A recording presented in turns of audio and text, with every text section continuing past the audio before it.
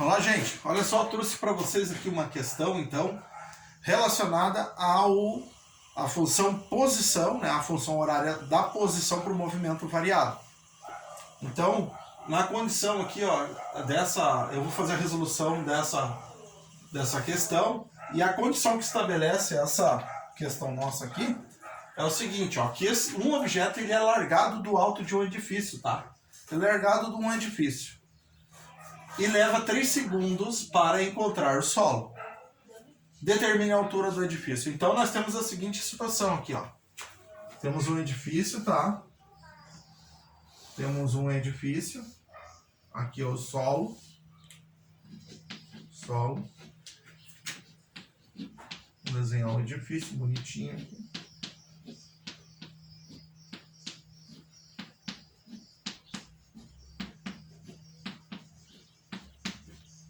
Tá? Esse é o nosso edifício. E a condição que foi estabelecida ali, que foi largado do alto dele, tá? Foi largado do edifício.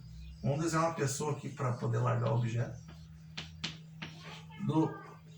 Foi largado um objeto, tá? Largado. E ele vai chegar aqui embaixo, ó. Segundo o que tá falando, né?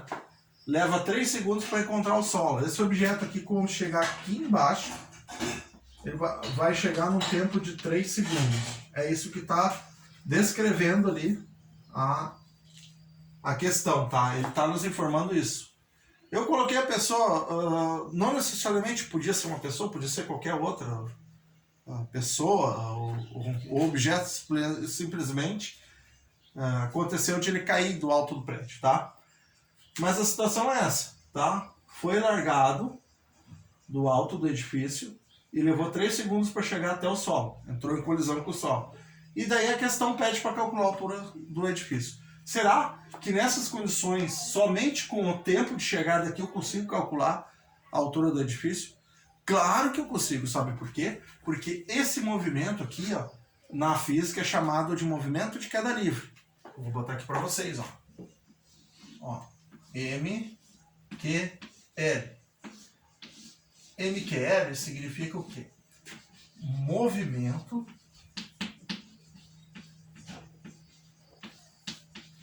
de queda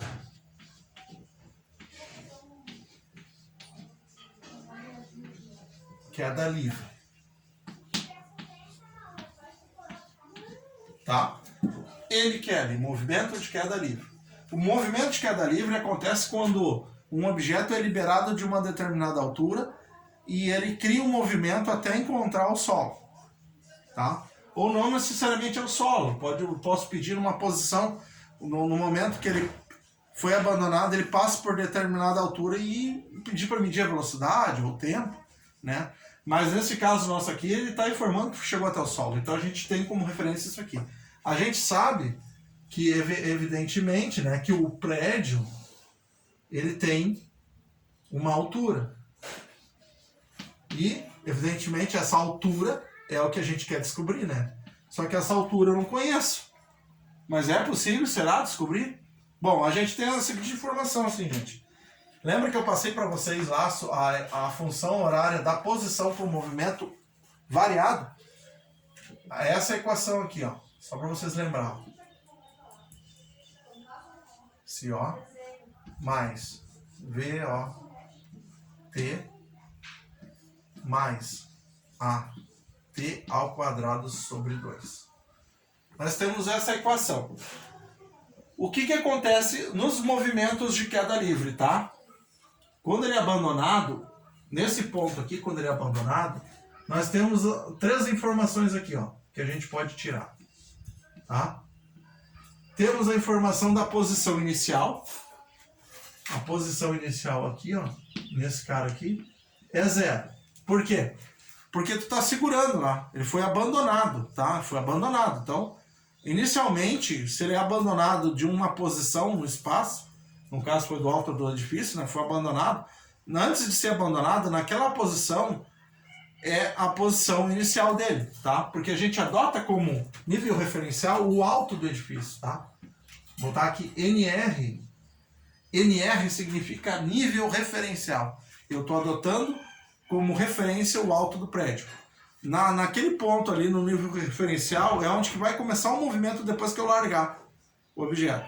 Nesse sentido, o objeto vai começar a cair e daí ele vai começar a desenvolver uma velocidade que vai variar no tempo, porque em função da aceleração da gravidade, que nós já vamos ver. Tá, mas nesse caso aqui, a posição inicial antes de eu largar aqui é zero. Ela ocupa um espaço, mas como ela está parada na minha mão e o nível referencial que eu adotei é o alto do prédio, a posição inicial é zero.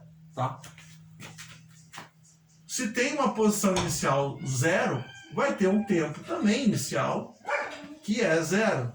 Veja bem, ele parte do repouso lá, né? Foi abandonado. Nesse ponto onde ele está parado, o tempo é zero. Tanto é que aqui embaixo, o momento da colisão levou 3 segundos. Então, se o tempo final é esse, o tempo inicial é zero lá. No momento que ele está parado. Se ele está parado, gente, a velocidade inicial também é zero. Ó, a gente pode colocar aqui, ó. A velocidade inicial também é zero. Utilizando agora somente esses 3 parâmetros aqui, ó, para a nossa equação lá na função horária, a gente consegue reduzir o tamanho dela, tá? Olha só, veja bem. Vamos lá. Eu tenho lá, ó, posição inicial, no referencial do alto do prédio, né? Essa aqui é a posição final, tá? Eu mantenho ela. A posição inicial é zero. Lá. Eu botei um SI lá, tá? Posição inicial. Mas a representação também com um zero aqui significa que a posição inicial também, tá? Poderia botar um I aqui no lugar, mas dá pra deixar assim, tá? Tanto esse como aquele são posições iniciais. Mas a velocidade inicial. Qual é a velocidade inicial? É zero, gente. Olha só, é zero. Tá? O tempo inicial lá também é zero, gente. Ó. Zero. Mais a aceleração vezes o tempo ao quadrado sobre 2. Ah, por que o tempo não coloquei zero aqui? Gente, porque esse tempo aqui é o final de 3 segundos. Eu não vou usar ele agora, tá? Porque eu quero reduzir a equação. Tá? Mas eu poderia usar ele, se eu quisesse usar agora aqui, eu já calculava tudo direto. Mas não vou fazer isso porque eu quero reduzir a equação, porque eu quero mostrar para vocês como é fácil esse tipo de questão, tu pode fazer de cabeça. Olha só, o que eu tenho aqui? A aceleração da gravidade a gente conhece, eu não contei para vocês, mas ela é uma grandeza conhecida, tá? A gravidade a gente tem que é 10 metros por segundo ao quadrado. Quando a questão não pede, não fornece o parâmetro da força gravitacional, a gente usa o de 10 metros por segundo. Normalmente, se a questão quiser usar de fato a gravidade a nível do mar, teria que ser 9,81 metros por segundo ao quadrado. Mas como ela não pede, a gente usa como parâmetro de aproximação essa informação aqui da gravidade, tá? Então, a nossa equação vai ficar assim, ó, usando agora a informação da gravidade aqui no lugar do A. S igual. O zero não precisa colocar mais, nem esse zero aqui, vai sobrar a aceleração, que é 10, tá lá, ó, vezes o t ao quadrado, dividido por 2. O nosso posição final, ela vai ser igual, 10 dividido por 2 vai dar 5. 5t ao quadrado, tá? Note o seguinte assim, gente, ó, que a nossa altura, ela implica num espaço aqui, ó, tá? Onde que tem a posição inicial, que é aqui em cima, e a posição final, que é aqui embaixo, tá? A variação dessas posições, ó, variação da posição, nos fornece a distância, tá? Que é, no caso, a nossa altura. Então eu posso chamar esse S aqui tranquilamente de H também, se eu quiser, tá? A nossa altura aqui, ó, nesse caso, é igual à variação do espaço. Tá aqui, ó. Posição inicial e a final é o solo. Posição inicial é o nível referencial do alto do prédio. Variou as posições, ó, variação de posição, é a nossa altura. Posso dizer que a altura é igual à posição, variação de posição. E olha só, gente, se eu estou dizendo que a altura é a posição, eu posso substituir no lugar do S aqui o H. Eu posso dizer assim, ó, H igual a 5 T ao quadrado, tá? Tanto essa como essa são iguais, tá? Eu até vou botar aqui uma chave para dizer que é iguais, ó. As duas são iguais, tá? Então, o que eu faço agora? Eu uso essa equação aqui ou essa, tanto faz. Porque o S é a mesma coisa que a altura lá, tá? Tanto uma como a outra são iguais, mas por nomenclatura, né? H de altura, a gente não escreve a altura assim, né, gente? A gente não escreve. Não escrevemos assim. Mas o H, para fins, né, de cálculo, é utilizado muito como nomenclatura para altura, tá? Só para vocês saberem, tá? Então, a gente usa essa equação aqui, ó. Vamos lá, vamos usar ela, então. Vamos usar com outra cor agora. Eu tenho aqui, ó, que o H é igual a 5t ao quadrado, tá? Eu nem vou precisar botar isso aqui. Pensa o seguinte assim comigo, ó. Que é muito mais fácil e confortável quando tu tem situações dessas aqui, ó, que é abandono de corpo, né? Um corpo é abandonado a certa altura e pede para calcular a altura, né? Daí a gente usa essa equação aqui, é bem mais fácil memorizar ela do que essa aqui, tá? Por isso que a gente reduziu, porque dá para reduzir, realmente, ó, porque as posições aqui, zero, elas caem fora a fins de cálculo, não precisa existir. Vai chegar no momento que essa equação ela se reduz a esse tamanho aqui. Então, daí o que eu preciso fazer? Nessa situação aqui, ó, ele está dizendo que o corpo, quando é liberado lá de cima, ele vai ter a posição inicial, tempo e velocidade inicial zero, ele vai demorar 3 segundos para chegar até aqui, tá?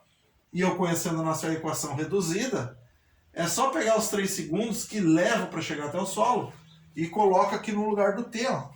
Vai ficar assim, ó.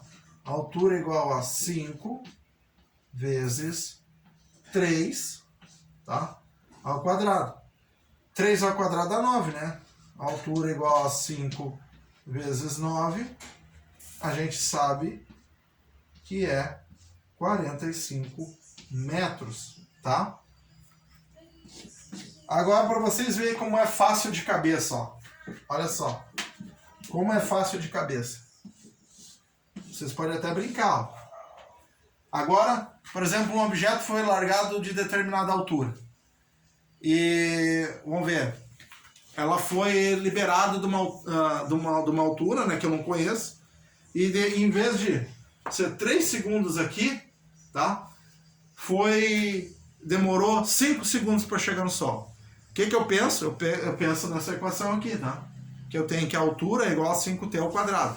No lugar do t, tu bota o 5. 5 ao quadrado dá 25. Vezes 5, 125 metros. Viu? Dá pra fazer de cabeça isso. Então, se tu colocar, por exemplo, largou o objeto de uma determinada altura, que eu não conheço. Demorou 2 segundos para chegar no solo. 2 ao quadrado dá 4. Vezes 5, 20. 20 metros de altura. Vamos supor, demorou 10 segundos para chegar até o solo, tá? 10 ao quadrado dá 100, porque 10 vezes 10 é 100. 100 vezes 5, 500 metros de altura. Então dá para fazer de cabeça isso, tá? Só que daí tu tem que imaginar isso aqui, tá? 5t ao quadrado. Tá? Tu tem que botar o número do tempo que chegou até o solo, o objeto, no lugar do t e elevar ao quadrado, né? Se for 10, 10 ao quadrado dá 100. Multiplica pelo 5, não esquece de multiplicar por 5. O 5 aqui é uma constante, né? Tá? Daí vai nos fornecer a altura sempre assim. Para esse tipo de movimento em queda livre, tá? Onde que ele é abandonado e ele chegou ao encontro do solo em determinado tempo, tá? Daí a gente usa esse tipo de equação reduzida. Essa é uma questão que eu vou botar depois para vocês nas avaliações de vocês, tá? Eu gosto desse tipo de questão aqui, tá? E esse é um exemplo prático, tá? De como calcular isso aí. Vocês percebem o seguinte, que dá para calcular só com 3 segundos, só com uma informação, todo esse movimento de queda livre aqui. Tá? Mas assim, ó, lembrando o seguinte, né? Claro que tem mais informações que a gente extraiu fazendo o diagrama aqui, o desenho e tudo, né? E considerando posição e tempo e velocidade inicial. Zeros, né? Porque foi a do abandono, no momento que abandonou. No momento que abandonou tem posição, tempo e velocidade inicial zero. Então, a gente usa esse tipo de equação reduzida para calcular esse tipo de coisa. Quando é fornecido só o tempo e pede para determinar a altura do abandono, né, do objeto. A gente usa essa equação reduzida. Claro que vai ter outras questões, né, envolvendo movimento de queda livre. Nem sempre vai ser pedido só a altura para tu descobrir. Às vezes vai te fornecer a altura, o objeto foi largado a 1000 metros de altura. Calcule o tempo que levará para chegar até o solo. Da mesma forma tu usa isso aqui. Se ele te fornece a altura, tu bota a altura no lugar e tu isola o T. Daí tu vai encontrar o tempo final que vai chegar, que vai colidir com o solo. Simples assim, tá? Esse exercício aqui também eu vou botar lá para vocês terem na plataforma.